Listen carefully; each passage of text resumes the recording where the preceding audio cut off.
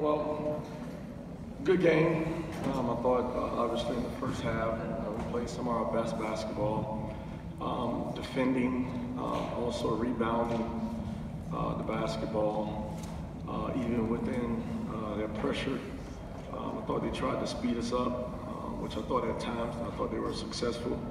But the second half, I thought, again, some self-inflicted wounds. I thought we got a little bit careless with the basketball. It wasn't assertive in a sense of trying to attack their pressure, but also being smart on the other end after taking it and getting it across half court.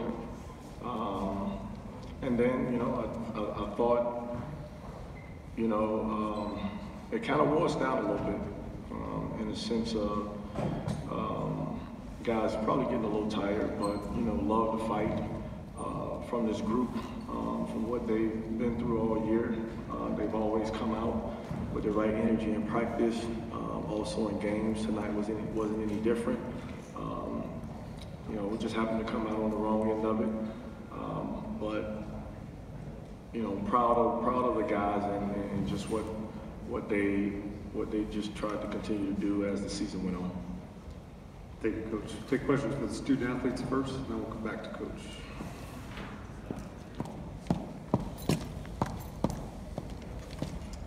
Justin, about the pressure, again, looked like in the first half you handled it well. In the second half, that's what they try to do is speed you up. Did you kind of get caught in that a little bit, or wear you down as well, or a combination? How would you kind of assess that? Oh yeah, there were a few times, where they did speed us up. Me, AJ, Jake, and off the guards. Yeah, we did a really good job in that first half. Just continuing to play our pace. Get the right shots that we wanted. But I feel like in the second half it was kind of like a panic, because they were making shots. So that's on me. Just having the ball in my hands, dictating the pace and just making the right shots. But they did a good job. All credit to them. It's a hell of a basketball team. Yep. You mentioned they were making shots, but you guys weren't making as many shots in the second half. Was that part of the panic or maybe the pressure too, that when you guys weren't making shots? No, not really. We usually don't stress about missing shots because all of us are confident, that those shots will eventually go in. It was mostly just on the defensive side. We had a lot of turnovers that led to transition buckets, and then we didn't rebound the ball well in that second half either. So it wasn't the offense. Coach always preaches it's not the offense. The offense is going to be fine. But that second half on the defense is where we lost. For JJ or Jordan, whoever, you guys were up 13 with about 15 to go, and then they had the lead 5 minutes later. I mean, have you ever been a part of just a momentum swing like that? And what, I guess, other than panic, did you think contributed to that in that specific spurt? It wasn't really like I played a lot of basketball in my career, and I've been a part of a lot of swings, on our side and their side. But I was just trying to, have our team focusing on just relaxing and just playing our game. But all credit to them. They did their job. They followed the game plan and they won the game. And Vance Jackson had a personal 13-0 run, scored 17 of 20 for them at one point. What was he doing to be so effective during that stretch? He was being aggressive. He was making tough shots. Shots that I've never seen him make before. But he's a good player. He stepped up on the big stage. They won the game.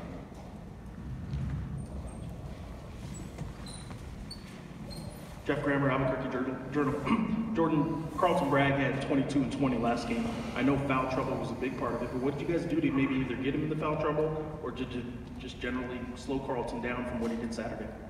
We had a mentality of going inside a little more this game and trying to attack him, especially from the jump.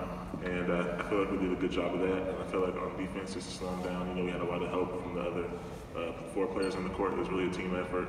And if I'm in there fronting the post, then we have to have backside help, or backside guards, helping us. So really it's just a team effort, bringing the energy, the aggression, and the physicality to the game. It's a full team effort. Any other questions for our student athletes? Okay, I'll dismiss them at this time.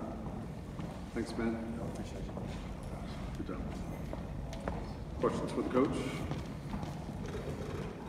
Coach, you talked about Jackson, just how big of an impact did he have, and did he kind of surprise you with what he was able to do, or did you guys just kind of let him get loose? Or what were your thoughts on his run that, in the second half? Well, I mean, I thought we lost him a few times in transition, and he got a couple looks, I want to say, at the top of the key. And, you know, no different than, you know, any basketball player. Once you see the ball go in a couple of times, you know, your confidence goes up a little bit more.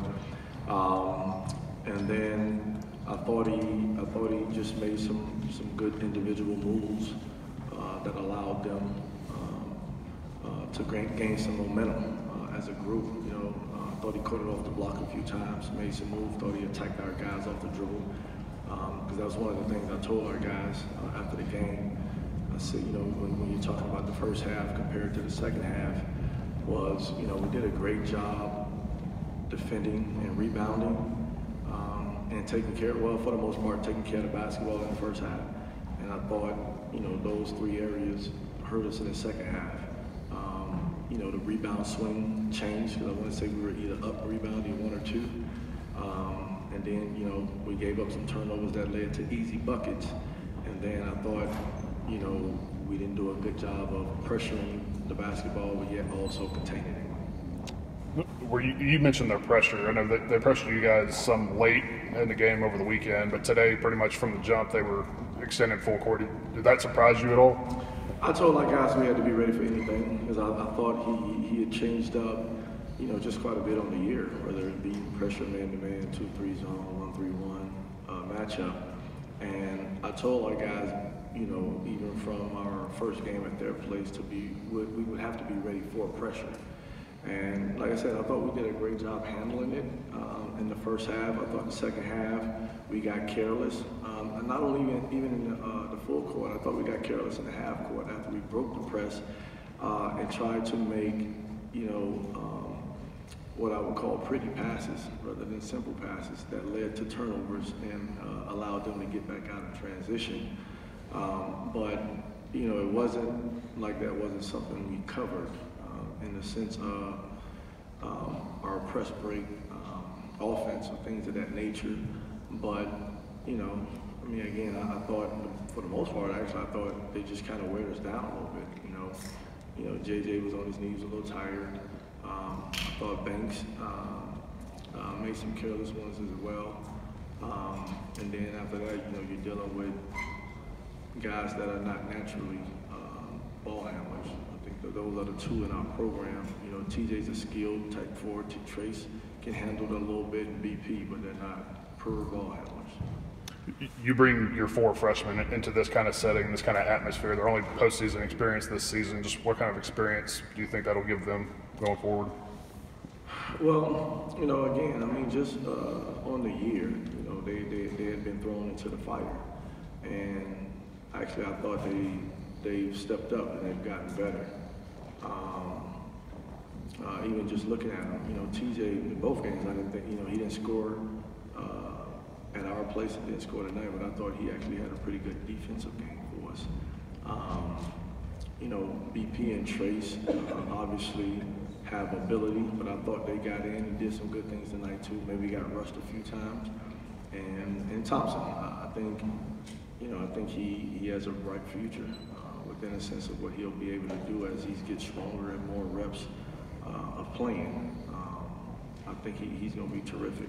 But just the atmosphere, you know, obviously the Lobos travel pretty well in a sense of their crowd.